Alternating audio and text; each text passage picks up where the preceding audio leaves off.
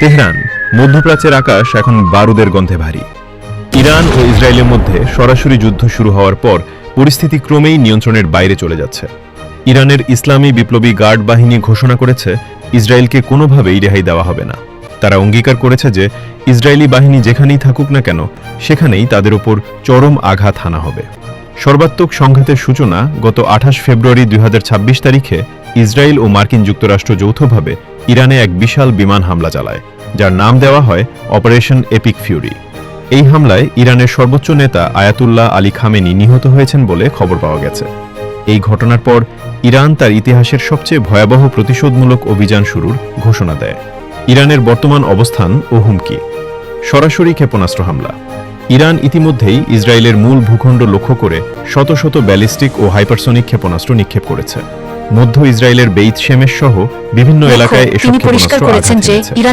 আঞ্চলিক কৌশল। ইরান হুঙ্কার দিয়েছে যে মধ্যপ্রাচ্যে যেখানেই ইসরায়েলি বা মার্কিন স্বার্থ থাকবে সেখানেই হামলা চালানো হবে। এমনকি পারস্য উপসাগরের দেশগুলোতে থাকা মার্কিন ঘাঁটিগুলোকেও তারা লক্ষ্যবস্তু করছে।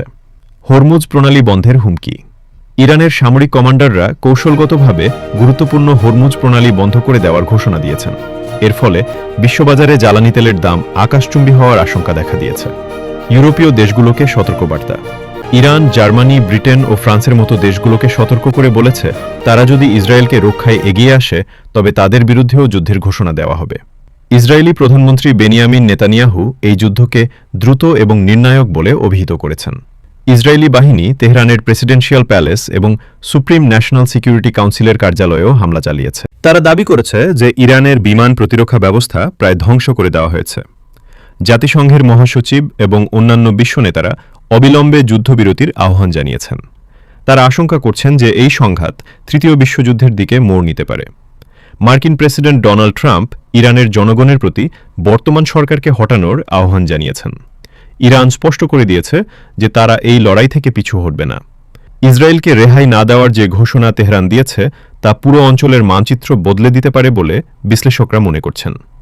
দীর্ঘদিন ধরে ইরান ও ইসরায়েল একে অপরের বিরুদ্ধে প্রক্সি যুদ্ধ বা ছায়া যুদ্ধ চালিয়ে আসছিল, কিন্তু সাম্প্রতিক সময়ে ইরান সেই কৌশল ত্যাগ করে সরাসরি ইসরায়েলি ভূখণ্ডে আঘাত হানার নীতি গ্রহণ করেছে।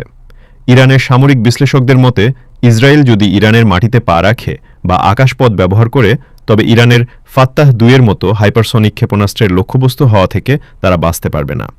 ইরান একা নয়, বরং তাদের রেজিস্ট্যান্স এক্সিস বা প্রতিরোধ যোদ্ধাদের মাধ্যমে ইসরায়েলকে চারদিক থেকে ঘিরে ফেলার পরিকল্পনা করছে।